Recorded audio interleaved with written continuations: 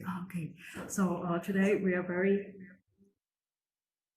happy to have Professor Wen Qiang from Dongnan Daxue Zhuchenhong Zhongxin telling us about foundations on partial entanglement entropy. So Wen Qiang, he was a postdoc at Tsinghua Zhuchenhong Zhongxin. Then he was a visiting scholar at Harvard, and then later he came to Dongnan Daxue. So we're very happy to have him. Thank you very much. Thank you for inviting me to this seminar.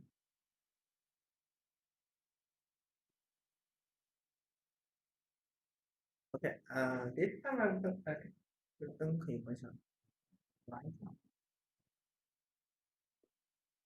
Okay, I'm very glad to be here to tell some of my friends about the recent work I was studying. The partial entanglement is the concept I made myself. I call it partial entanglement entropy. And this is quite a new direction on the entanglement structure in quantum information. And the partial entanglement is a quite new concept in quantum information. So what I can tell you is only about some original, maybe some primitive foundations on this topic.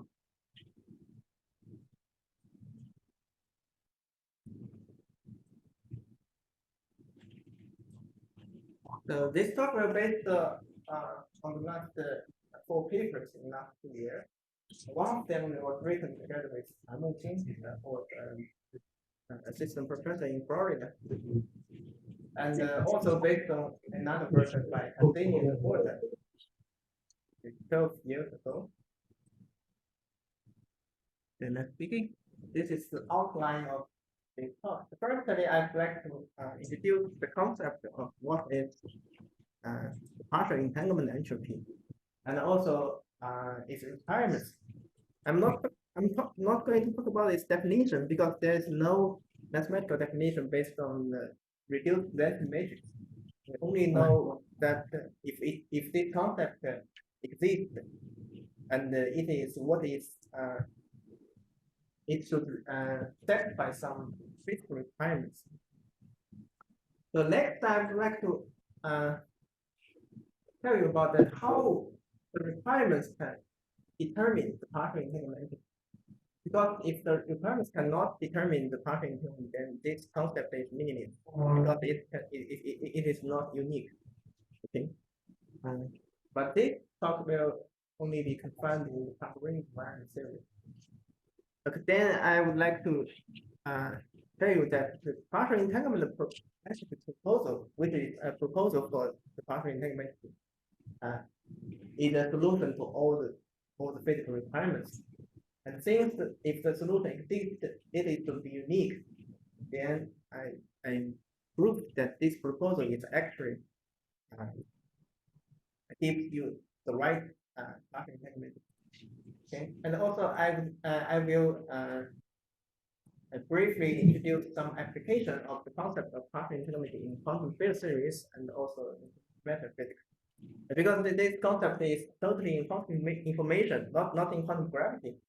So actually, it has many has a big potential in condensed matter physics and quantum information. So let us briefly introduce some basic concepts in quantum information. The first one is the reduced density matrix. So if the total system is in a quantum state psi, then if we divide the system into A and its complement, we can trace out the degrees of freedom in the complement and get so-called reduced density matrix. The entanglement is defined as the volume entropy of this reduced density matrix, and this quantity captures the correlation or entanglement between A and its complement. And also we can write as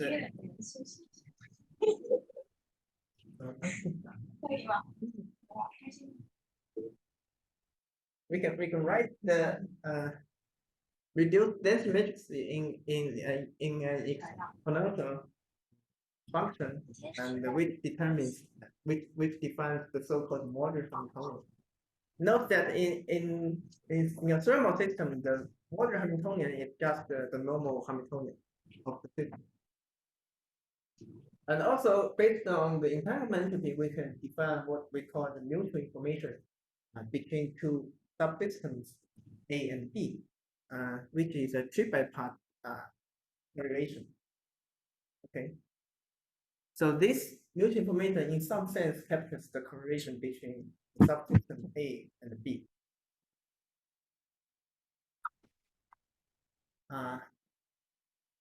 Based on the definition of the volume entropy, or entanglement entropy, this entanglement entropy that in general, in general quantum systems satisfy these inequalities. For example, the first one is the subadditivity. Second one is hierarchically triangle inequality. And the third and the fourth one are all called strong subjectivity in two different versions. Okay. It is quite the first two are easy to prove, but the strong subjectivity is indeed quite non-trivial in quantum information, and this is proved is done by two mathematicians. Okay, this inequality in fact gives many constraints on quantum systems. We have started not from these inequalities. Later we will encounter this inequality.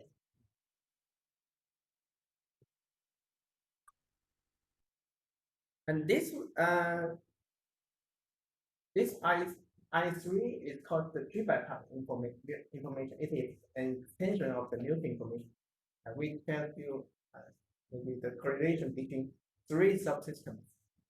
So it can be written in the last line as the mutual information between A and B plus the mutual information between A and C, but minus the mutual information between A and BC. So this quantity can be interpreted as the measure of the extensivity of mutual information. So if I3 is equals to zero, then the mutual information is extensive. Okay? So because the mutual information between A and BC equals to the summation of the mutual information between A and B and A and C. So this is you can use this thing to measure the extensivity of mutual information. But there is no general property. It does not satisfy general inequality in general quantum systems. It can be either positive, negative, or zero, even in the same theory, even with different choice of EPC. When it changes sign, what does it mean with respect to extensivity? It will be subactivity to superactivity is something. When it changes the sign. But in holographic series, there is an inequality that the tripartite information is always below negative or zero. So in this sense, the mutual information is monogamous. Right.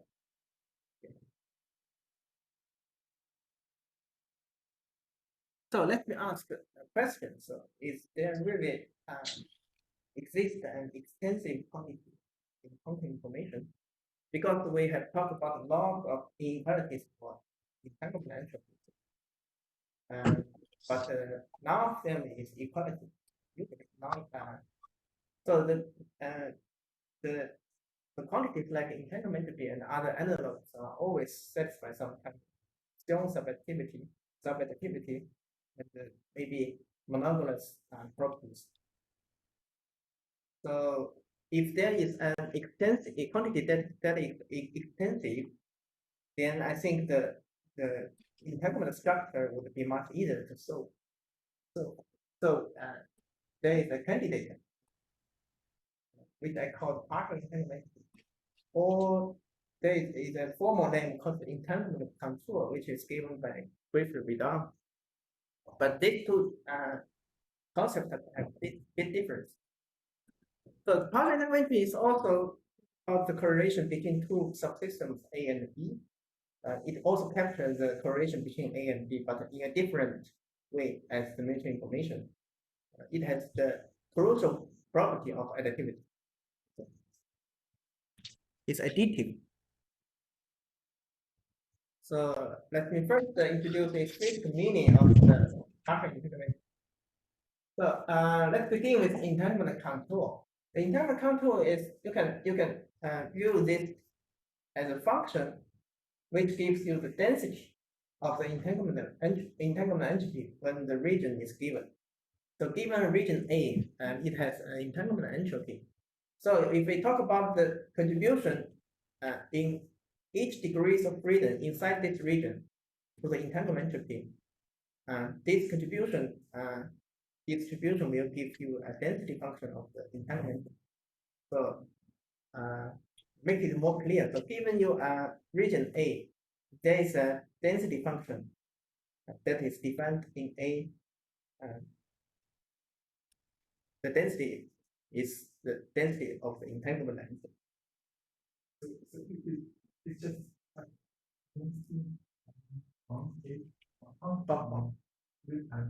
function, right? Okay. So fa of x is the density function, or you can call it the entanglement contour function, and the integral is over the region A. So by definition, this integral should give you the entanglement entropy of the region A. In quantum physics, there is some subtle points because the entanglement is usually divergent. So the contour function usually diverges when we approach the boundary of the region. But the partial entanglement is a partial integration of this density function. So if I only integrate the contour function at some subset AI of A, then by its fixed meaning, this quantity gives you the contribution from subset AI to the entanglement entropy of A. Yeah, this integration only collect the contribution from a subset to the entanglement entropy of A. So in some sense, this quantity also gives you a correlation between the complement of A and the subset AI in A, right? So, but yeah. Is there a unique definition of FA? No. We have fixed requirements, but we don't know how to define based on the reduced density. Because there is a quite complicated spatial decomposition. You don't know how to do it. But we know if this thing, I mean, if we call it the density function of the entanglement entropy, so then it should satisfy some physical requirements. We expect that the physical requirements determine this kind of function. A bar is the complement of A. Yeah, because the entanglement entropy gives you the correlation between A and its complement. So the partial entanglement entropy gives you the correlation between the subset AI and its complement. So I write it at I, A bar, and A. This I is not mutual information. Note that because mutual information is in another type of I. This is the mutual information. Oh, okay. Sorry about it. But why for contour? Contour means if you look at the contour function of a mountain, then you can read its height at any place, right? So also the density also have its value. I mean depth or height. So it just tell you how the contour looks like when you look at a flat picture.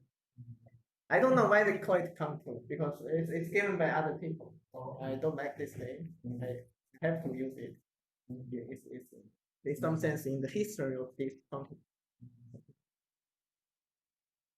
That's why I gave you its new name because I found that it is much more convenient to study quantities like the partial entanglement entropy instead of the function.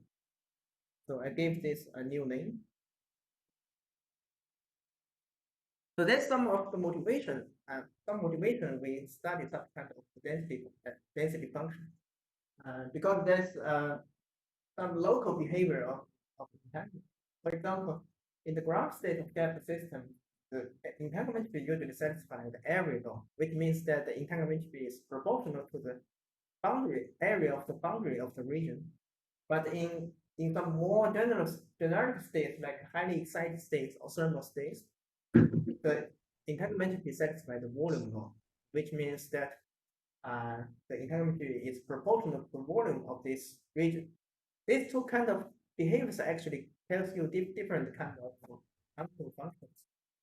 For example, in the area law, it means that the degrees of freedom that is near the boundary contribute the most leading order.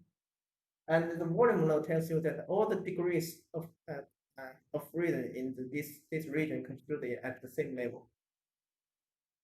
And also, for example, in the massive deformation for safety 2, the left-hand side is just the safety 2 with no massive deformation. So the entanglement of a single interval is given by this formula, this one. But when we have massive deformation, there is a characteristic correlation length c. So when the length of the interval is much longer than the correlation length c, the entanglement entropy is given by this formula, which means that when the degrees of freedom is far from the endpoint, it does not contribute. Only those within the distance of c has contribution to the entanglement entropy. So this kind of properties tells you that different the degrees of freedom at different positions actually contribute different. So there may exist a function which we call the density function or the control function that tells you this contribution distribution in this region.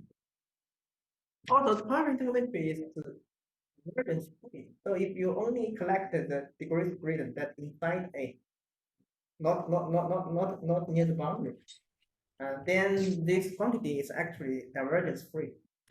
So unlike the entanglement entropy, there is it's divergent and ambiguous in quantum physics. This one, this is quite similar to the information. Why is it divergent free? I think that. Yeah, because in those quantum physics that the area laws, if you only collect the contributions of subset that totally inside A. Oh, okay. Yeah, then yeah, it's far from the boundary. But if I Also, go near the boundary, it's still divergent.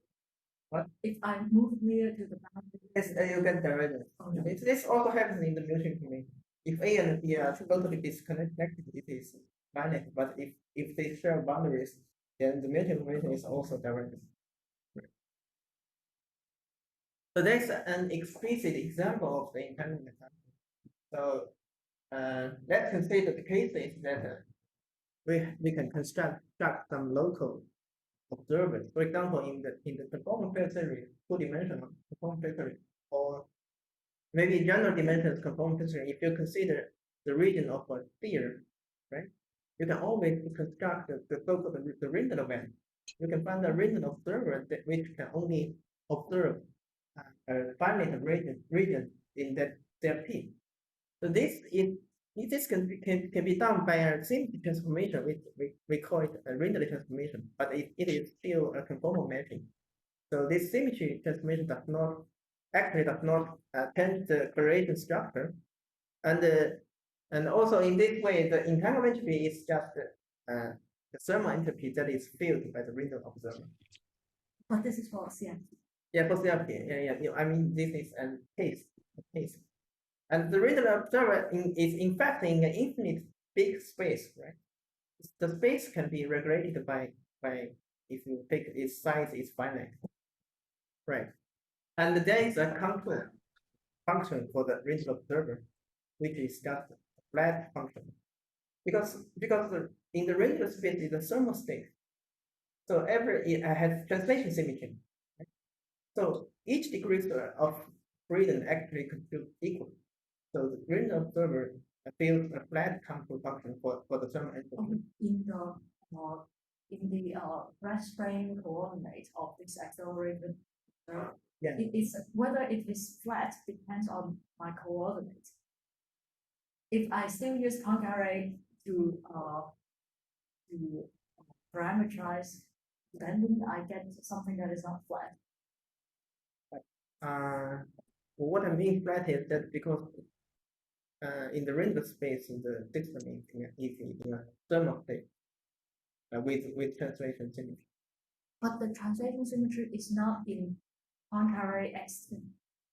It's in x equals e to the. Yeah, in other coordinates, not in the original coordinate. So I just meant whether it is flat, whether it's a flat or it is coordinate dependent.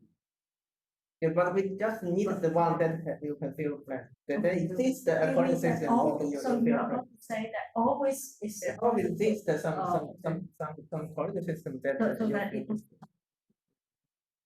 Yes. Yes. And then this flat contour function, if you use the inverse linear transformation and map this flat function to the original space, actually you get a non-flat function.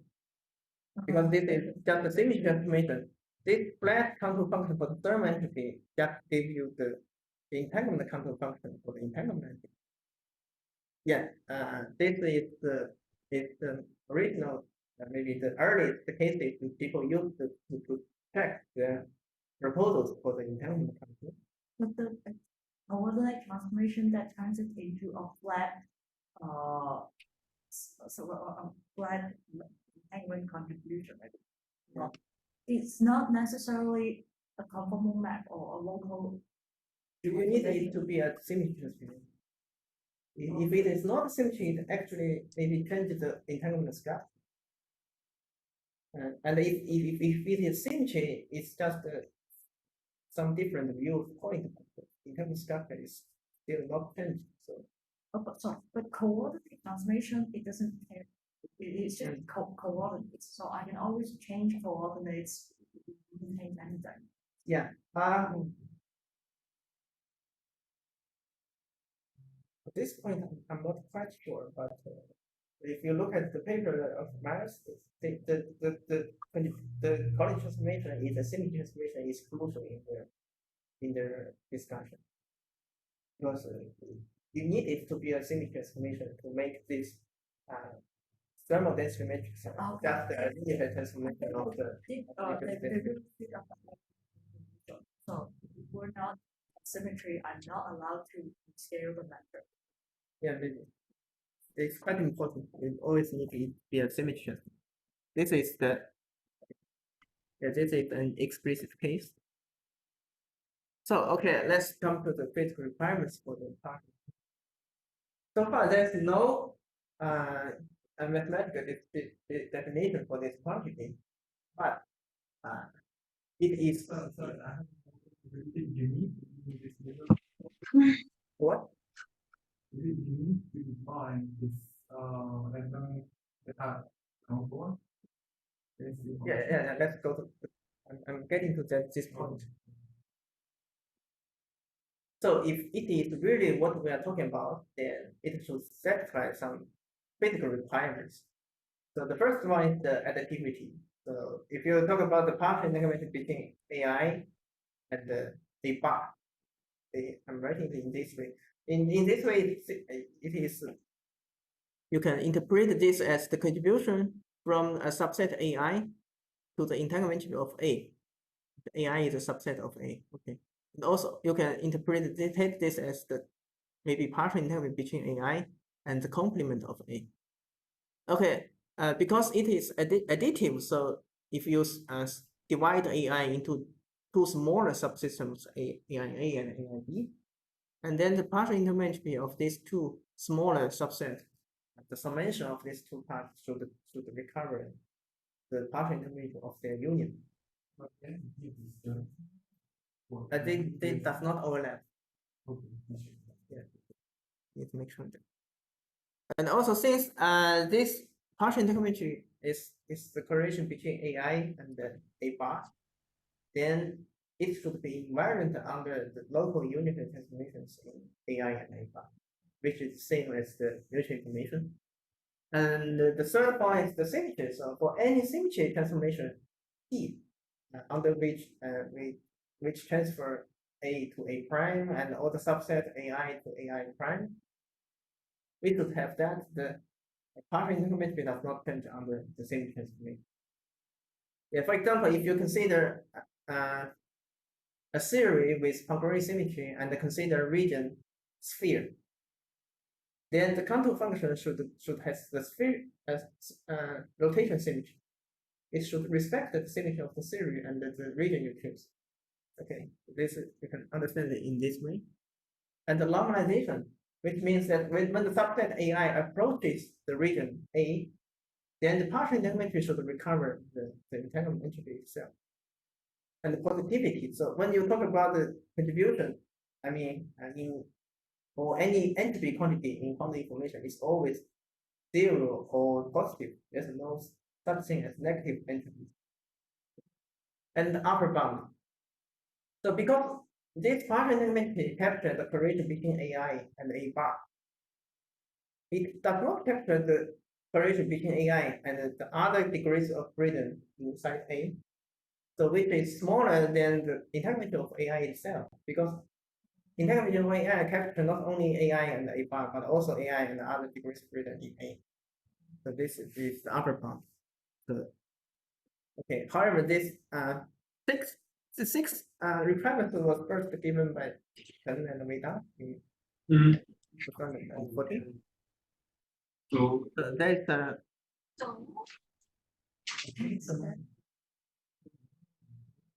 Some security people. so okay. Let me okay. The sixth requirement proposed by Weda and Chen actually does not are not enough to determine the partial entanglement. There's many solutions to the sixth requirement. In that level, this quantity cannot be unique, but as in music information, I found that it should satisfy another requirement, which is that the partial entanglement between A bar and AI should equal to the partial entanglement between AI and A bar. At first, this looks trivial, but if you write it in this way, so this part gives you the contribution from A2 to A, and if you write it, if you like permutate A2 between A bar, you get this, and you write it in this way, it gives you the contribution from A bar to the entanglement of A2 bar. A2 because A2 is smaller than A, so A2 bar is bigger than A bar. Right? So this means that the contribution from A2 to the entanglement of A equals to the contribution from A bar to the entanglement of A2 bar. Which means this is quite a non-trivial constraint of partial entanglement. We will come to this later. Okay. So plus this new requirement, which is I proposed. So there's of course it's natural because the partial entanglement captures the correlation or entanglement between two subsets. The entanglement is always a mutual thing, right? So if it is the correlation between A bar and AI, it should also be the correlation between AI and A. And this is also same for the mutual information. So all the 7 requirements applies to the mutual information except the first one. Okay, this is the difference we have an extra requirement for the partial entanglement. Okay, let's derive the formula of the partial using 7 requirements. Okay, let us first use the 2 properties and 2 requirements: the additivity and the symmetry under permutation. Yeah, the symmetry under permutation is just this one, the last one.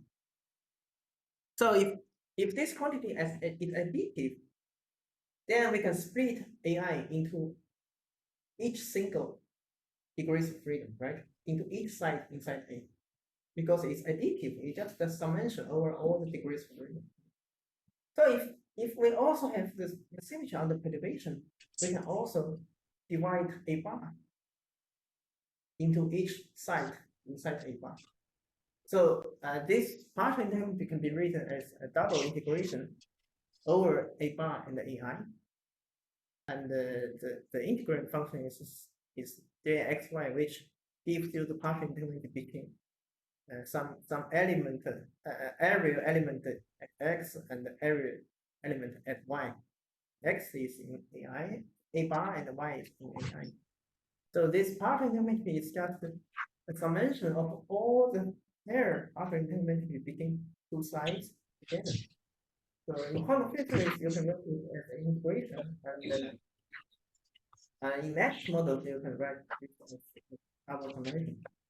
So I'm confused over one thing. Now, are you making an equality between the partial entanglement and mutual information? So what? So I is a mutual information. No, right? this I is the partial entanglement. Oh, okay. The mutual information is other. Oh, okay. Okay. Sorry. Make me confused. Okay. Yeah. I should think about this one appears in the paper. Okay, I'm just. Okay, sorry. This I is the partial. Yes. Something like this. Yeah. Okay, so these eyes are all Yeah, this kind 这个花写的 I 是这个 partial entanglement, and yeah, this I is the mutual information. Sorry about that. So okay, so when you use these two requirements, you already get many things. I have to point out that this derivation was first proposed by Cassini and Fudan in their paper, because they found some system that satisfy that the mutual information is additive. For example, the two-dimensional free fermion theory. In that theory, the mutual information in that theory is additive, and that is the only case they found that the mutual information is additive.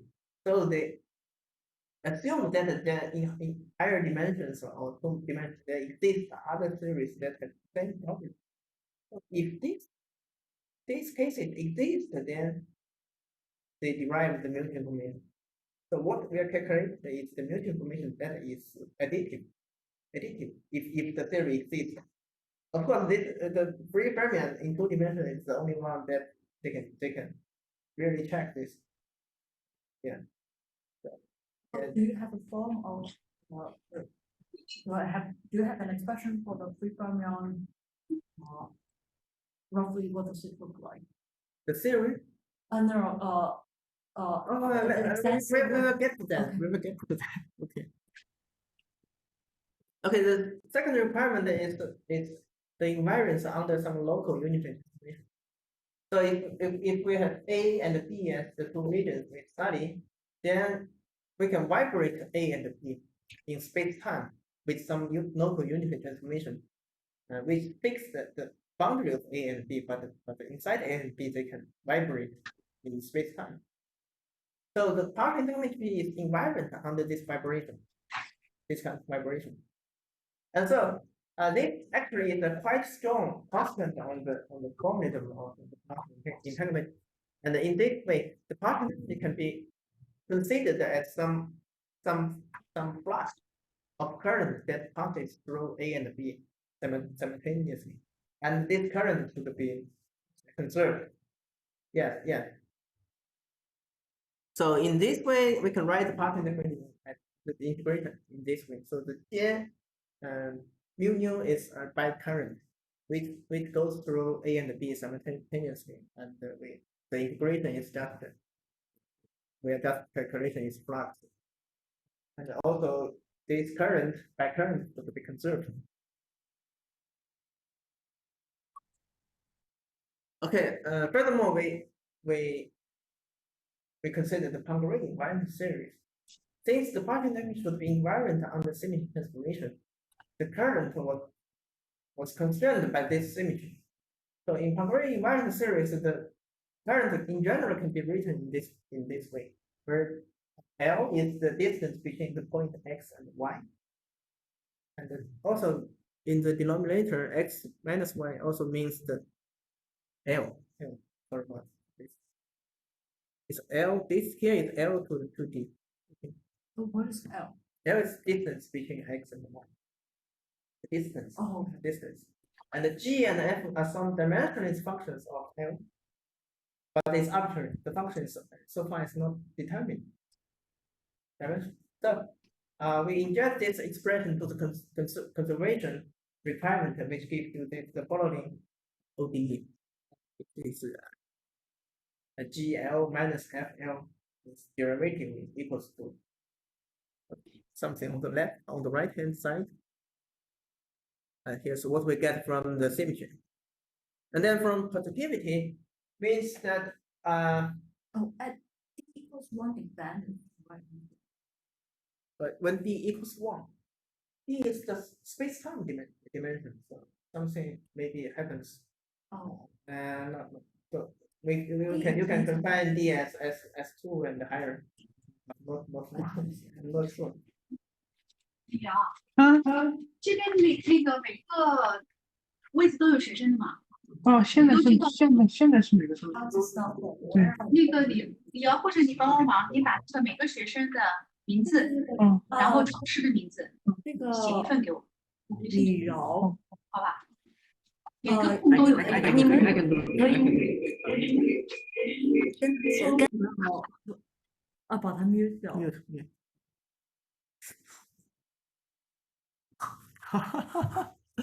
Okay. Some people forget to close the mic. So. Okay, then we come to the requirement of positivity.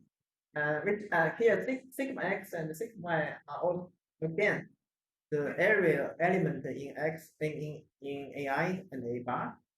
And there is a parameter mu and nu because we are considering its normal direction.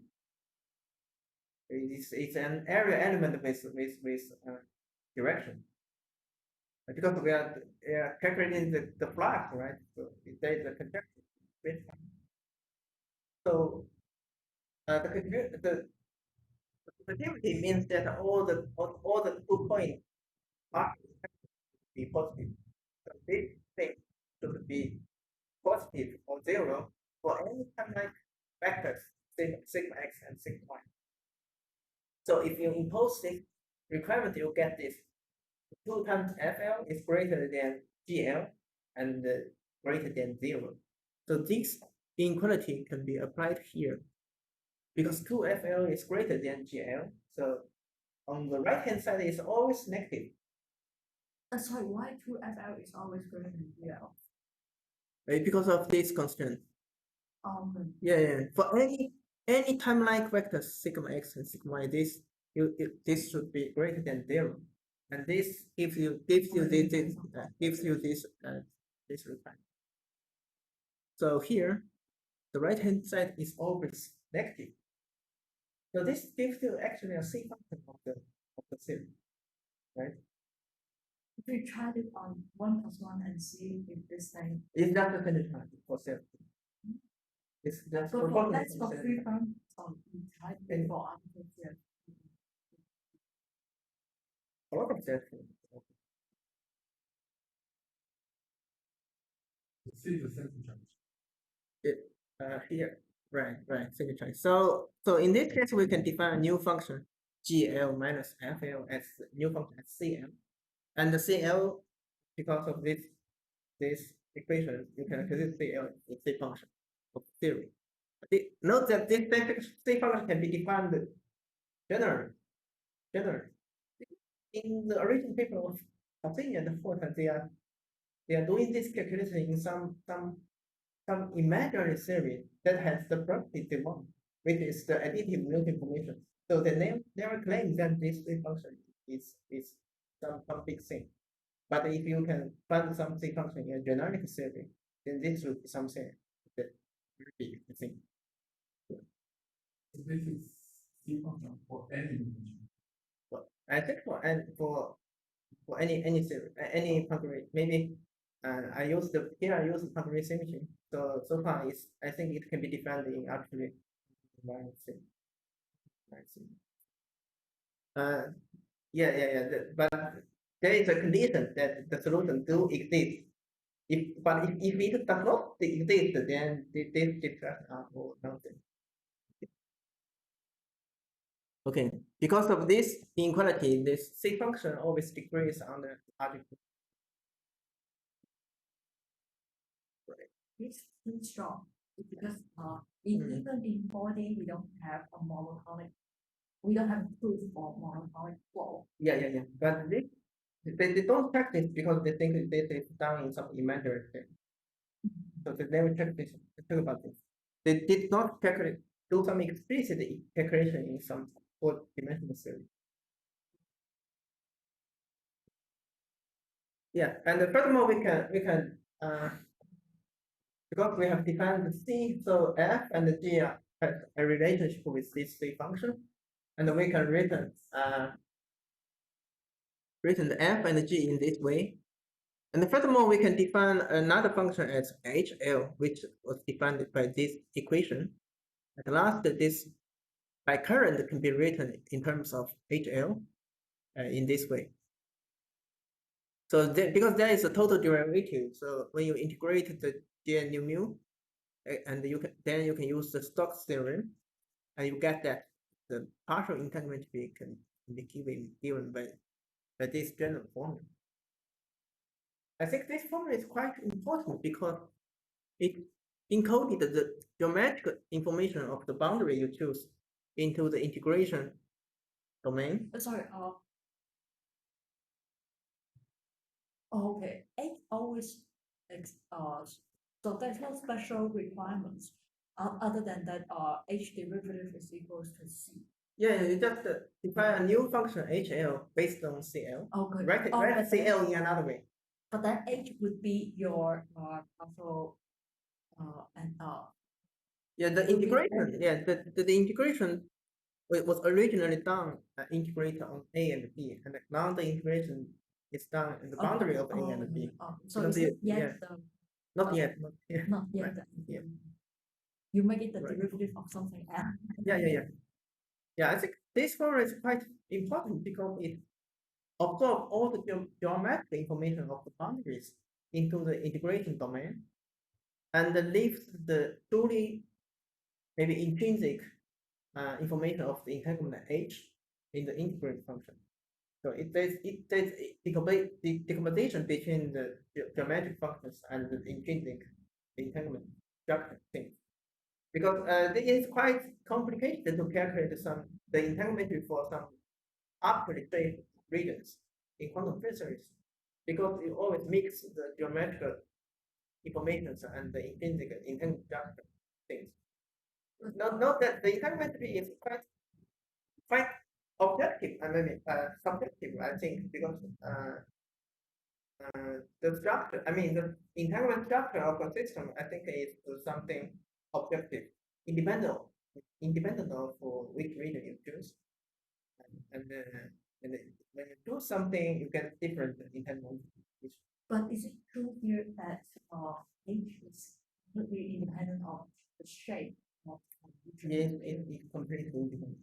And so adding no information of the shape of the H. Really shocking because the modular Hamiltonian Mm. looks very dependent on the shape of the region, even though we know sort of if you get Because something water Hamiltonian also depend on the regions you choose. It already contains the geometric information of the region. That's right. That it can be decoupled. I found that very shocking. It's of course important because the Cassini and the Fulton, they used this formula to calculate many entanglement entities with complicated shapes in higher dimensions. But their claim is that this only works for the imaginary series in their mind. Maybe they exist or not. But they can, because of this formula is quite easy, they can do quite complicated calculations for it. It would sound like they can get H for some very simple case. Yeah, very simple case, and compute arbitrary shape regions. But they don't admit those results because they think it only exists in some imaginary series that may not exist. But those results do capture quite well the general features of the entanglement characteristic in other ways. Yeah, there's only some mismatching in some coefficients, but all the terms matches with each other. With only up to some slightly differences in the coefficients. Yeah. So here A and B are codimensional surfaces in the space-time.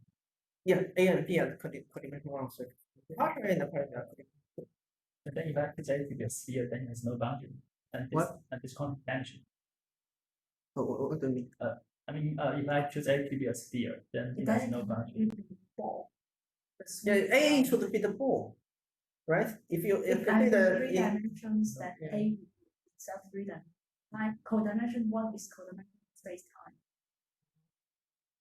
But A has the same dimension space, all space.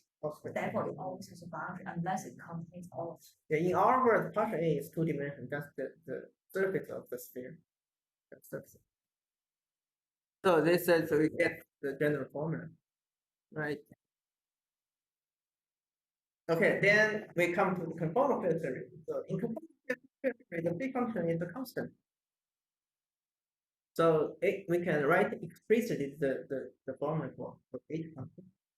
Because C is a constant, we can write CL in this way, where D is the dimension of space time, and CD is a constant that maybe depend on the space time dimension. So this H, at last when we solve this equation, you get H. It looks like this. Note that when D equals 2, here is 0. This does not mean H is a constant. Indeed, in this case, H is a log function. Here, in D equals to H is a log L. Maybe you should put some A in its denominator and proportional to some number, which this number is proportional to CD. So in this case, HL is just the entanglement entropy of a single interval. Because when D equals 2, the partial A and the partial B are dimension 0. They're just the points. You don't need to do integration. You just do a summation. And so in this case, when A is just the complement of B, this partial interval give you the entanglement entropy of B.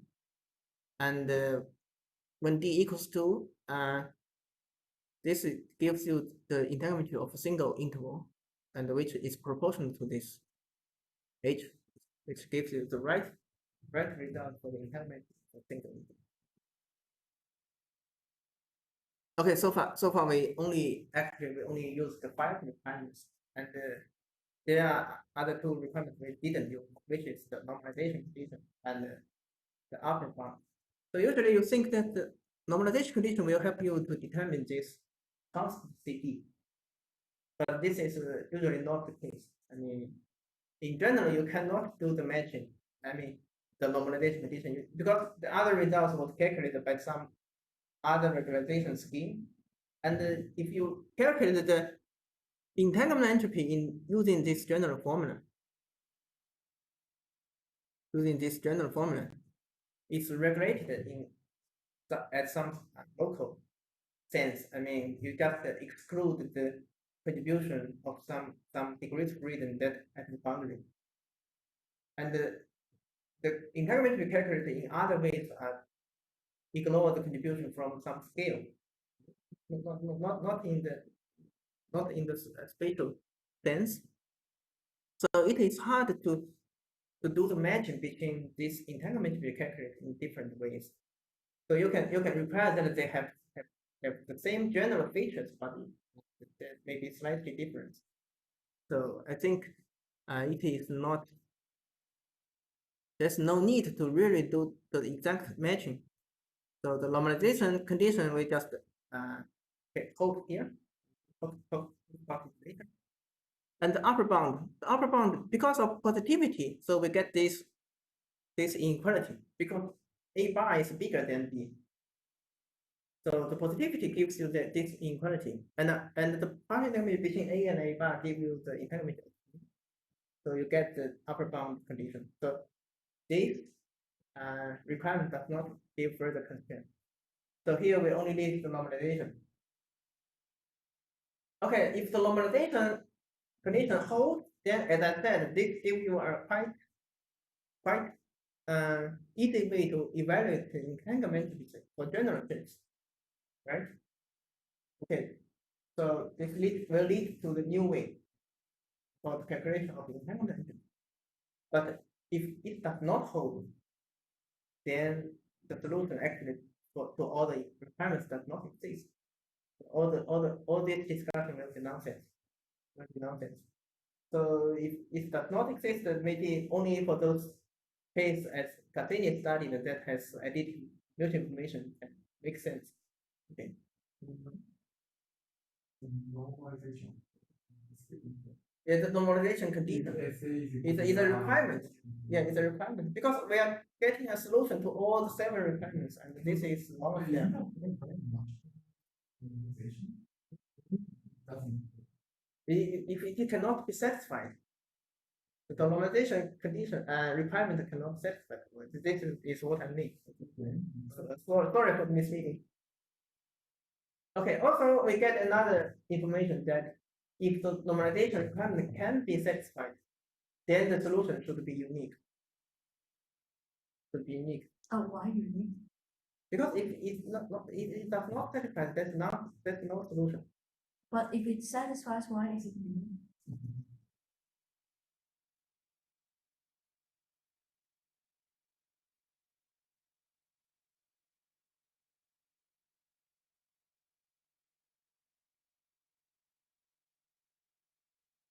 Okay, let's get this point later. Okay.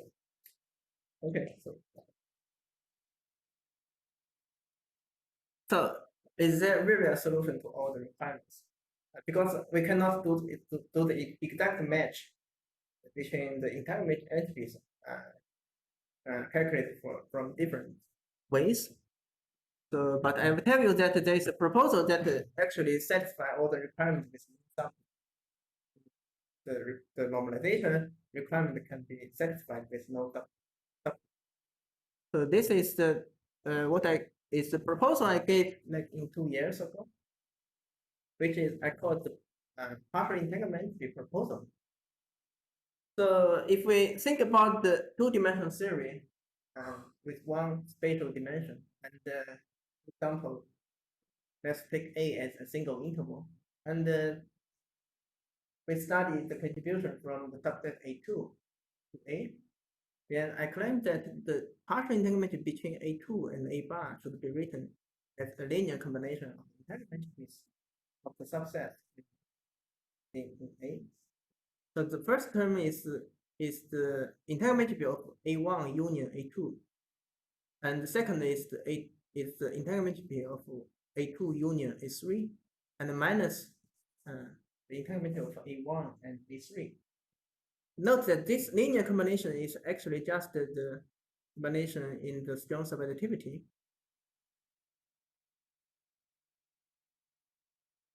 Yeah, here, if you put write the right hand side to the left hand side, actually the linear combination is just bigger than 0 according to the strong subadditivity.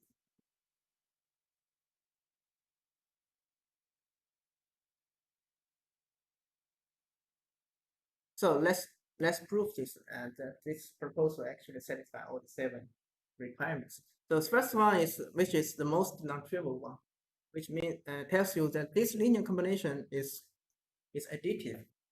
So if you split A2 into A2A and A2B, which is disjoint subset of A2. For example, A2A, maybe suppose A2A is on the left hand side and A2B is on the right hand side. So the first term is SA1 union A2A. A2A, and the second one is A2A union is right subset, which is A2B union A3. This gives you A2, still A2 union A3. And the minus S of A1 and S of A2B union A3. So this is the partial definition of A2A. And the similar thing happens in A2B. So then when you do a summation between them, you find that these four terms cancel with each other. So what you get is this equation, which means that this linear combination in some sense is additive. It's additive. So this is quite non-trivial because no one studied this before. People studied this linear combination before, but they never found this property. Yeah, combination. However, it doesn't look like a quantity that is localized in A2. Yeah, of course. But when A2 and A is chosen, all the subsets are determined. A1 and A3 and also determined. So it's not only based on A2 and A bar. Okay, but A1, A2, A3, and A bar is all determined on A2 and A is determined. Wow. So I can also call A1 U A3. Yeah, I think that's why you say determined. It's determined because, for example, if this you tell you which one is A bar and which one is A2, Are you assume the and order? the partition of this system is determined. You assume the order. What? Ordering. Yeah, you need to assume in this. So this is why I only write these cases that looks quasi one dimensions, because in one dimension there's always an order. So this ordering It's crucial. It's crucial. to be considered as part of your definition. Yeah, right. Because it's crucial for this property. So this, I mean, this definition, I mean, in some sense, quite general in two-dimensional series, but in higher dimensions, you always need to consider the highly symmetric cases, which is causally one dimensional, one spatial dimensions, right? What's this A for that? A of what? What's this A for that function? This F function is when you take A2 as infinitely small, you can use this to calculate the contour function. Which means this gives you the contribution for infinite small A2, which is located in. So, this is the density function.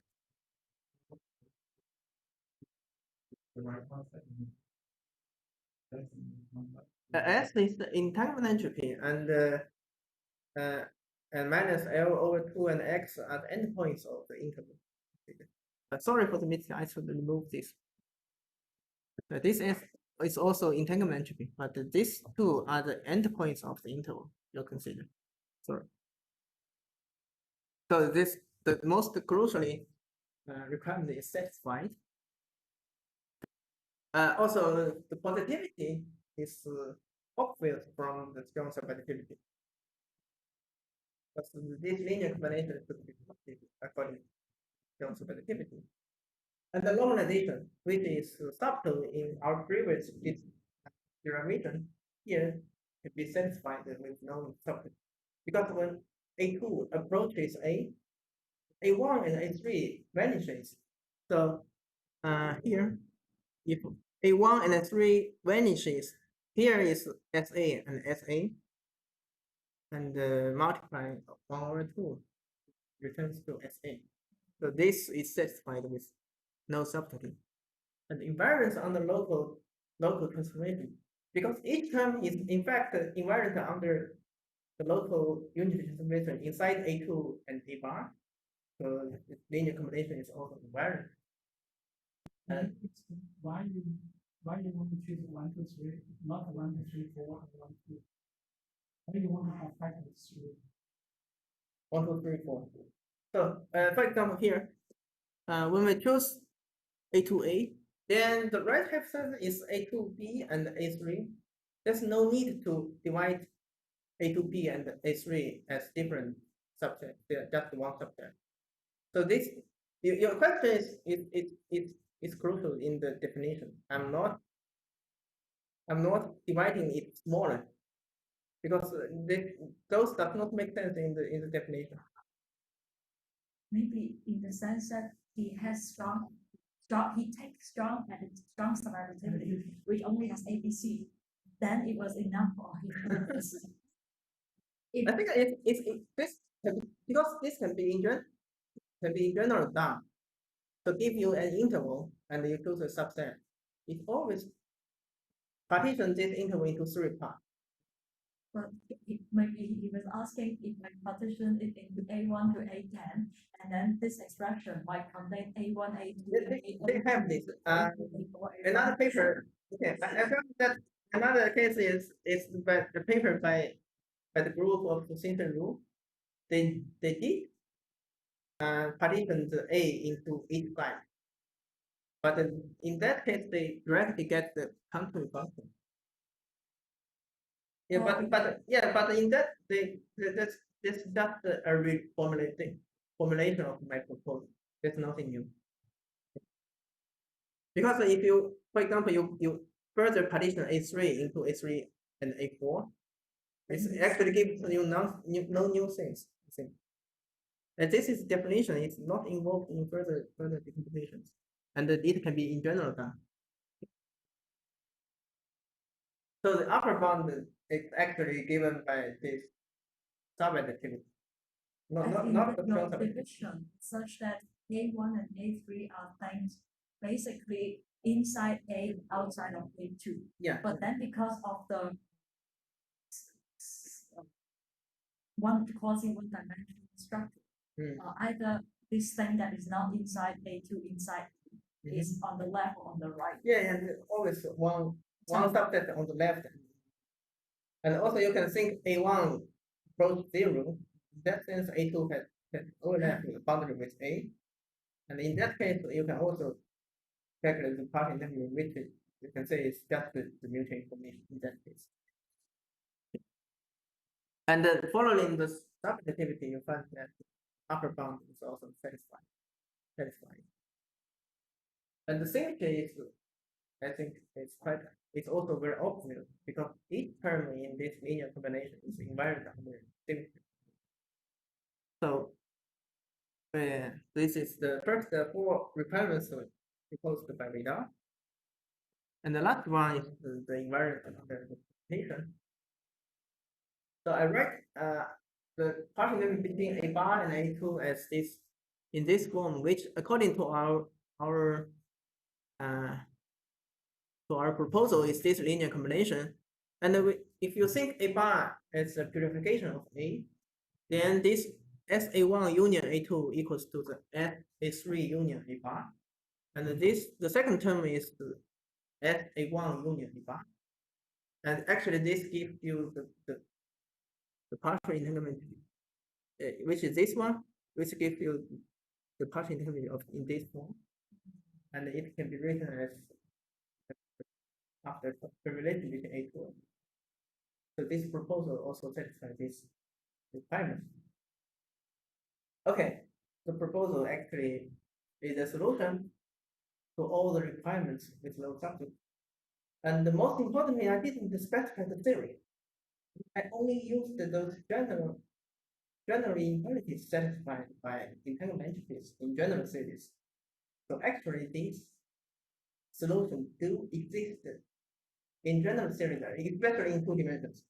Right? We don't need to confine to the 3 granular case anymore.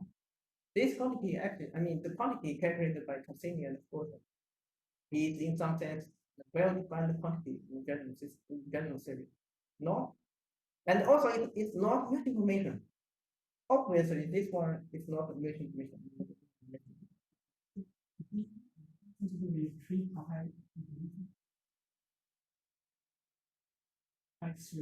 No. It's not. This I3 also. No, it's not. I didn't see any relation with the Chibak.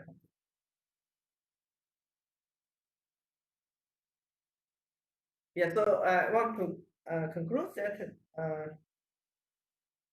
it is right that when the mutual information is additive, in that case, the mutual information exactly equals to the partial. Yeah, but here, but this is still quite different from this function does not yet imply that there exists entropy density that is well defined and positive everywhere. So because here, of course, I can split up A2 into smaller and smaller pieces. But this splitting up, I don't change A1 and A2. So if I change, so this doesn't really imply that I have a universal function that I can integrate from. Yeah, if you take A2 as infinitely small, actually you get a contribution from one side, and A2 can be defined anywhere. At last, you get the contour function. If you calculate the partial derivative for any side, you get the contour, you get the density function. It's a derivative form of my proposal. I'm just confused that if I take A2 to be infinitesimal, then A1 and A3 are almost the same as A. Yeah, it somehow it didn't feel very local, but maybe. A1 and A3, I mean, the union approaches A. That's right. Yeah.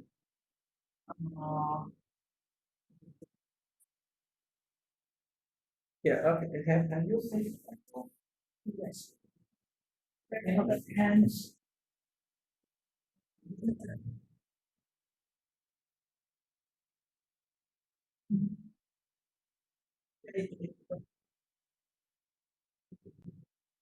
You take the form.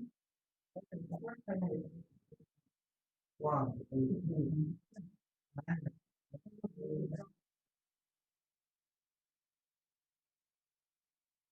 One and the right and this is less than three. This if A2 is infinitely small, this is just some relation of SA1. Okay. Okay. Yeah, if you fix the left point of A1, that's Well, it's just infinitesimally moving the left point and then infinitesimally Yeah. moving the right. Yeah, right. Minus A3 with the right and point of big one.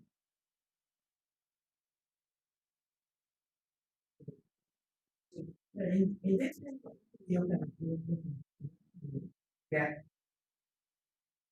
get a contribution, which is unique. Uniquely determined by this proposal. So what if in a what if in a high dimensional structure, but this is not, they're not strips. What if the boundary between A1 and A2 is Okay. In that case, I think this proposal does not hold anymore. Because as he asked, potentially I need to order between A1. But that's still order, except A1. Yeah, still order, and there's more things that I cannot claim clearly. So there may be some things happen.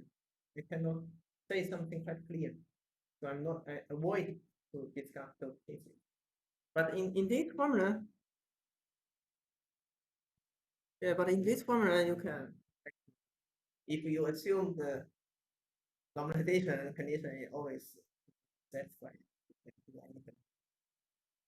it will give you a more general linear combinations. Okay. I'm not going to talk about it here. Okay. This is a check between the proposal and the derivation by Cassini and Hood. Because the partial intermediate at last is given by a double integration on the two boundaries of A2 and A bar. So you can write it in this way. It depends on the boundary of AI and A bar. And for example, if A2, the boundary of A2 is L1 and L2, and A bar is maybe A is capital L1 and L2, then A bar is minus L1 and L2. So this can be decomposed in a linear combination like this, because this boundary is in the integration domain. So the integration of these can be decomposed in this way. So this partial entanglement can be written in this way. And also you can use that formula to calculate the entanglement width. For example, calculate A1. This is the boundaries of A1 and A1 bar. And you can write entanglement width also in as this kind of combinations. And when you calculate all the entanglement width on the right hand side, actually you get this part, this one, which is this one. So the calculation of Cassini and Fudan are totally consistent with my proposal here. Okay, so this again tells you that this is actually not Newton's mate, but the partial entanglement. It's not mate. Because in the derivation, they never use the definition of Newton information. They didn't use that, but they claimed what the calculate is here.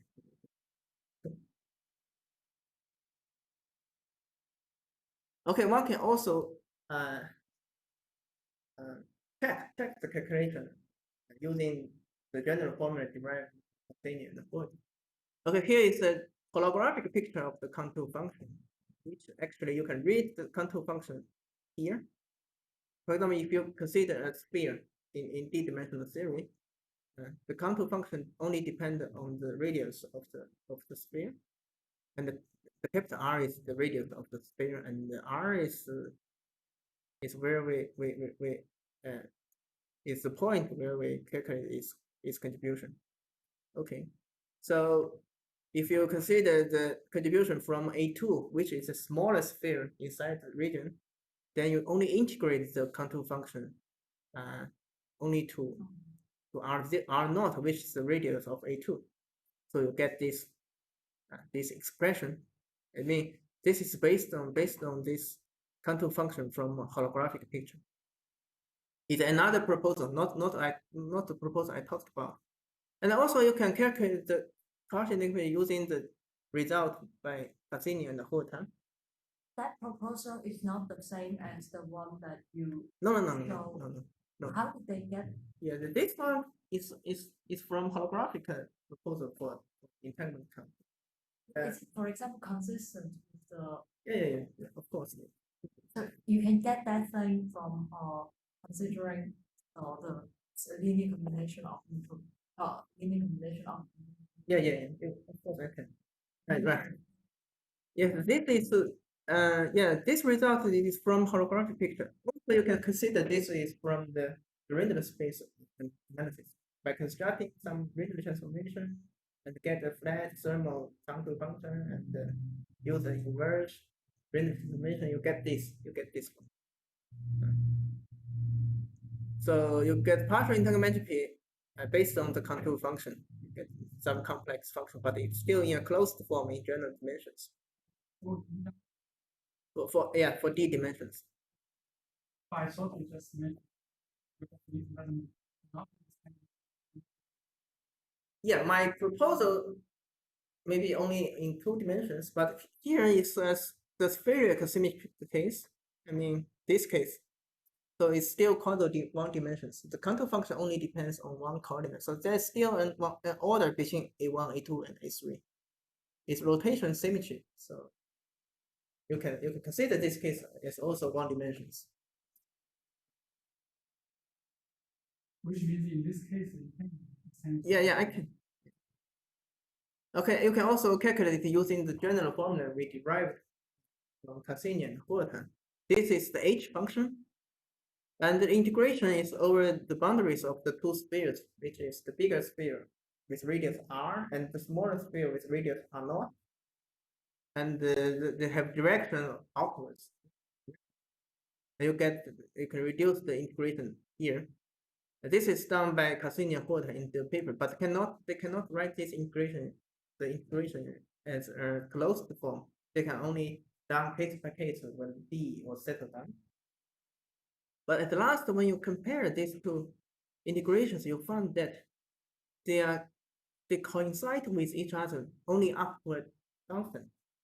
Because here this CD and the other CD is different things. It's different concept. Here CD is the center charge. Also, this capital CD is something proportional to the center charge. because it's a C function. Okay, you get that they're proportional to each other. The dependence on Z is totally the same. Z is the ratio between R0 and R. Yeah, of course, these two results consistent with each other.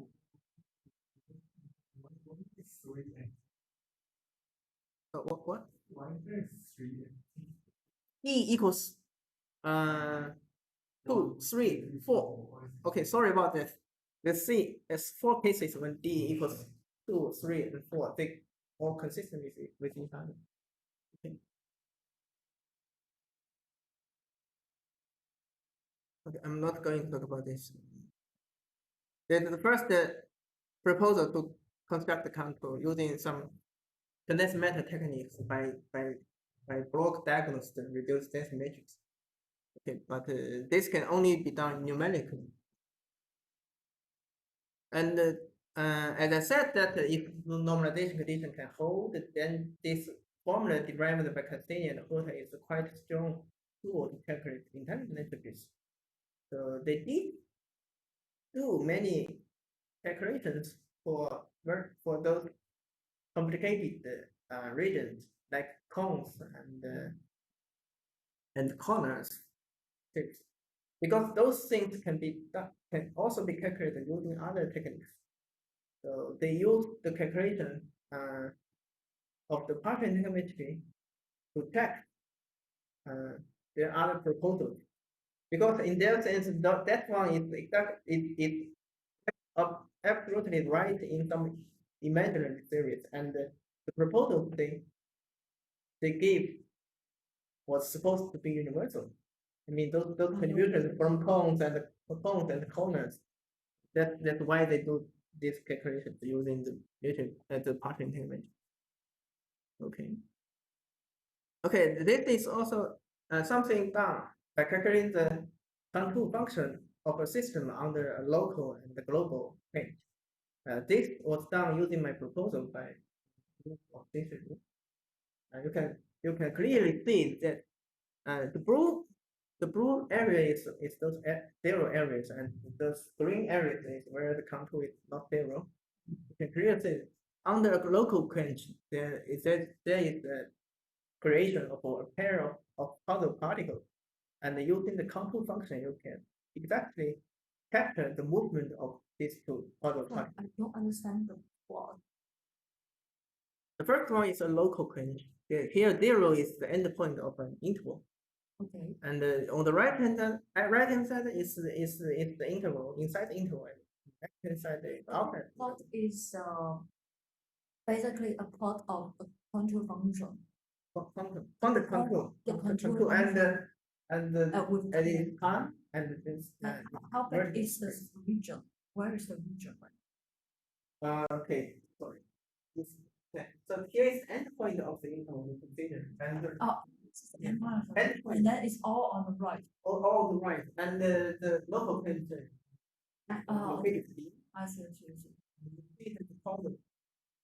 Because the Oh, local you center. were saying that now when I look into the entanglement contour, you can see that something inside my region, which is on the right, lines up. Move right and left. Because this quantum particle contribute to their entropy. So one of them is this is very local. some free theory. Don't remember. Because these two particles, if one of them is in the region and one of them is outside, then they contribute to the entanglement of the region. So with time evolution, you see that the contour, the contribution moves with time inward, which means the total particle is which contributes to the entanglement move rightwards. And if the contribution is very sharply localized. Yeah, and this one is some global tension, which you can consider But I'm as a confused. summarization. Why is it that there's exactly one? Why? Okay, as in the crash happened at equals 0 and then nothing happened. You just change the coupling at equals 0. At x equals 0. There's exactly one quasi particle. It looks like it has exactly one quasi particle created. And why not 2? Why not 3? It depends on which model they how they insert the local clench. The second one is the summarization, which is a global clench. You can see there's a tsunami of entanglement which start from the two end point and go to the other point. Okay. At last, it's a looks like some thermal state. Thermal state. Okay. Also in our paper early this year by Ru, his students they use the partial chemistry or entanglement and control as a new measurement for entanglement.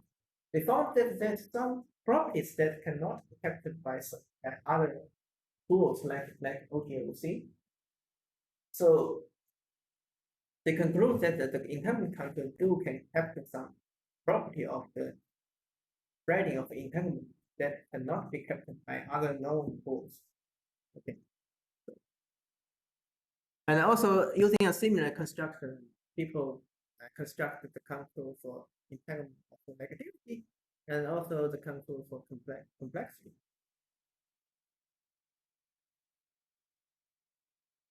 Okay, I give a brief summary for this talk. Since the entanglement operation is neutral, we introduce a new physical requirement as an addition to the previous requirements proposed by Vidal, which is the permutation between AI and A bar. We showed that in partial one-dimensional cases, the partial entanglement entropy proposal is actually a solution to all known physical requirements in general series. So those requirements do have a solution, and it does not need to be the mutual information. It's not the mutual. Furthermore, in concurrent invariant series, the partial entanglement can be uniquely determined by the requirements. Okay. Why it is unique? Because at the level maybe just before the normalization requirement is imposed, the formula is almost determined with very little degree of freedom to adjust, because the H function is the only thing maybe can not be unique, but I think this H function should be determined by the theory. So if it cannot, I mean, the same theory should not have different H function.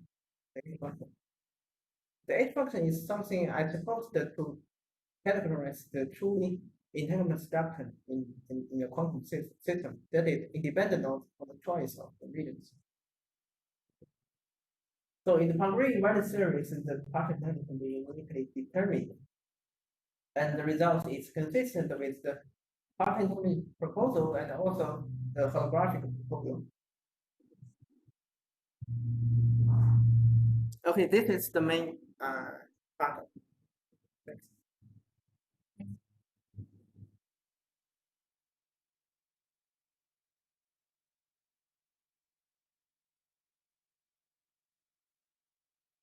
所以呢，可以说汉语，可以说汉语。所以说你不要怎么翻译怎么说。So Mm. in quantum information theory, is it clear which kind of correlation this measure really measures? 就是根据我给它的这个物理含义，它就是一个对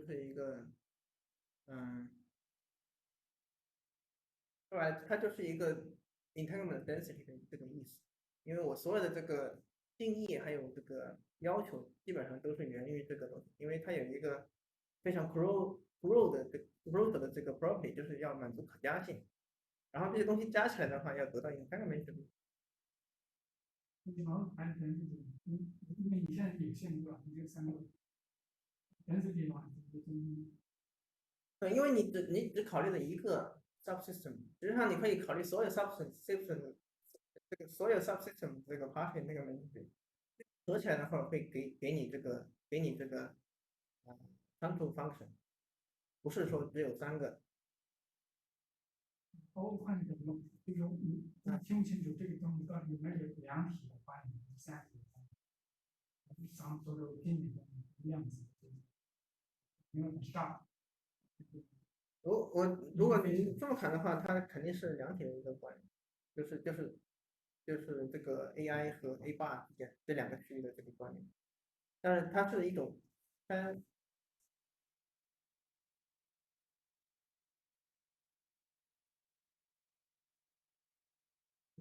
小 S，我考虑这个就是I 65的 A 霸，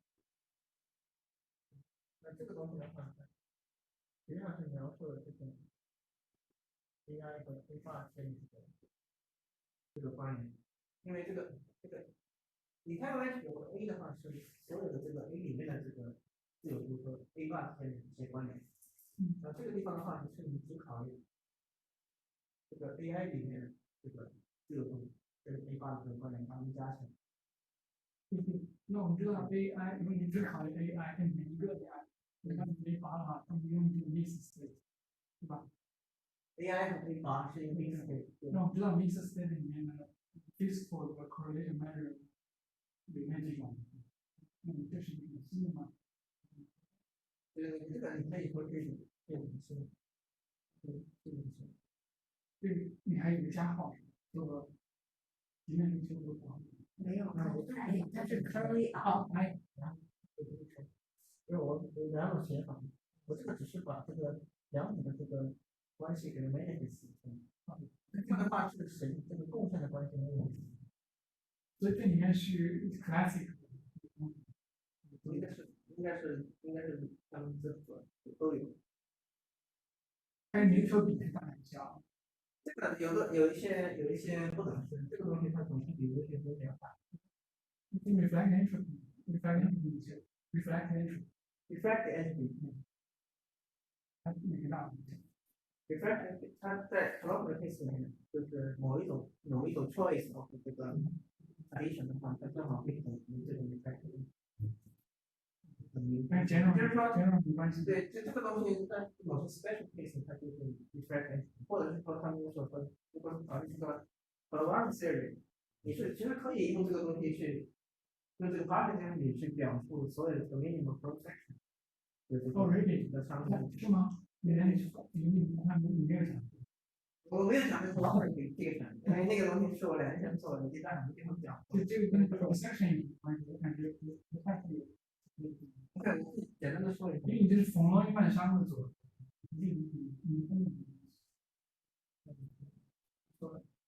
这个东西是很奇妙的，就是你考虑一个因果，然后你考虑它的这个当地生词，哎，然后我考虑一个 A2，A3，那实际上的话，它有一个当初方程，它有一个全息的一个图像，就是说，你这个 interval 上每一个点它的这个贡献，它对应到 arbitrary 上一小段。对应到 RT 测试里面，所以它有一个这样的一个关系，就是如果你考虑 RT 测上任何一个点，从这个点的话，这里都是 time slice，从这个点的话引出一个垂直的测力线，垂直，这测力线的话，它会升到这个，会跟这个高点上interval上有一个交点，这里有一个垂直的关系。这个关系的话，会给出一个 point to point 的一个对应关系，就是一对应，每一个 RT 上每一个点会对应到因果性的一个点。如果考虑这个地方的话，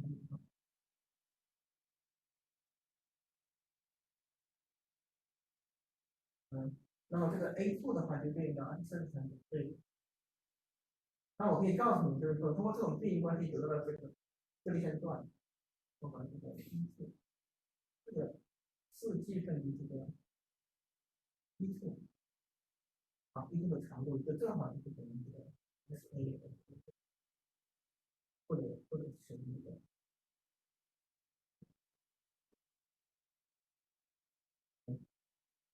你可以有这样的一个关系，有这样的关系，然后你根据那个 proposal 的话，这个东西可以写出来，E 的 S，加上这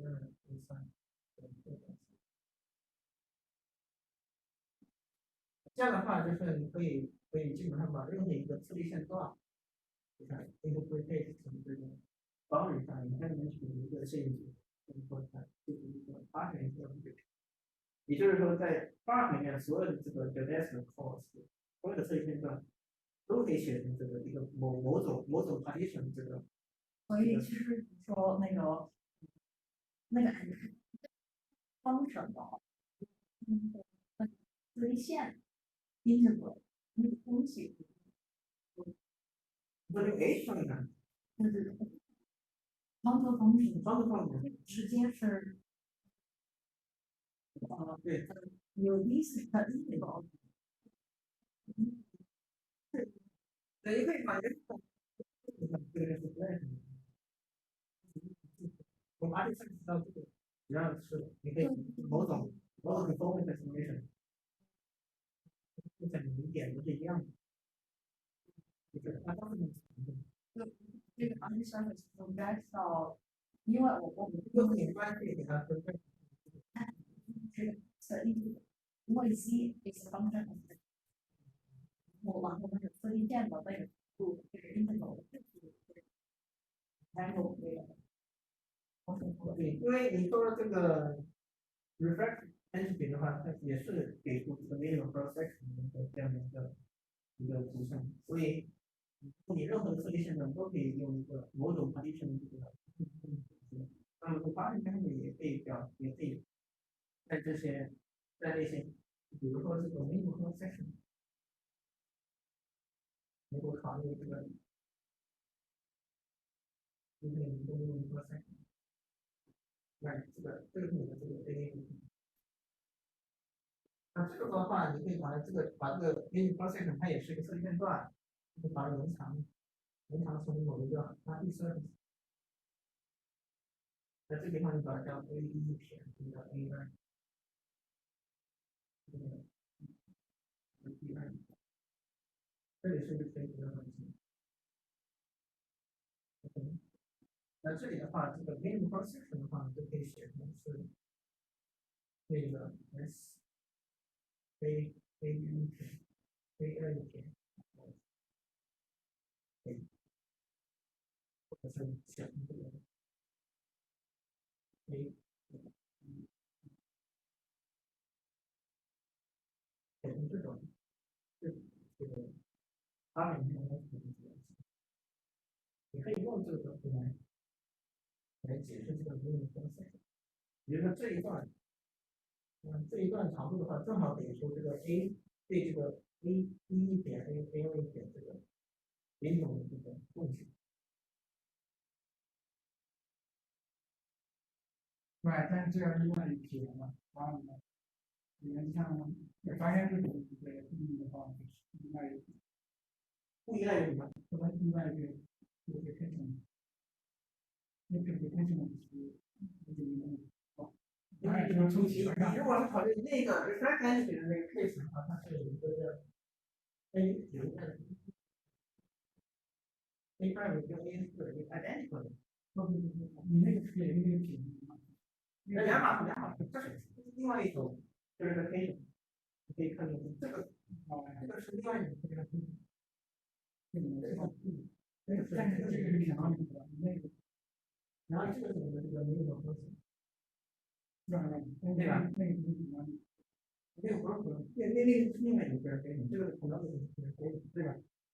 然后你要不是去确定这个东西这个长度，对，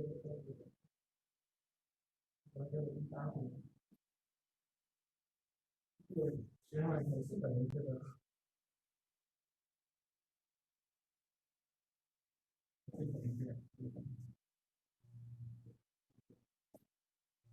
你这里的话，你看这个 S A1撇的话，是将近2倍的。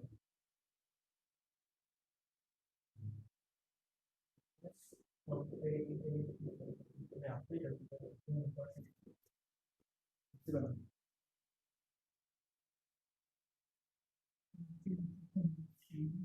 现在我就对你 ordering 没了，没有的，这个这 P 呢是意思，就是二分之那个 x prime 加上有这 x prime，你可以考虑这个里面 a prime 是只有你的 a one，但是 a three 的话没有 a three 等于零，这个定义里面其实这是一个 special case。如果你的反例等分两部分的话，你就可以选择这个样子。就是你考虑这个 a prime 的话是我的 a one，但是我的 a three 的话是零，那么这里的话是没有点，对，原始的那个定义是二分之这个 s a 加上 a 二 a 三。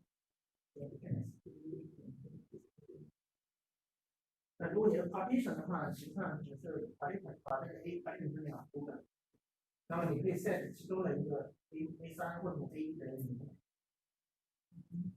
，1等于0，所以这个地方的话，这个 a 的话是等于，你这个地方是有整个系统是，这 a 那我可以写 a 二。不过这是你们要聊一下吗？要不你们聊一下，我们先这个结束，你们想说sorry。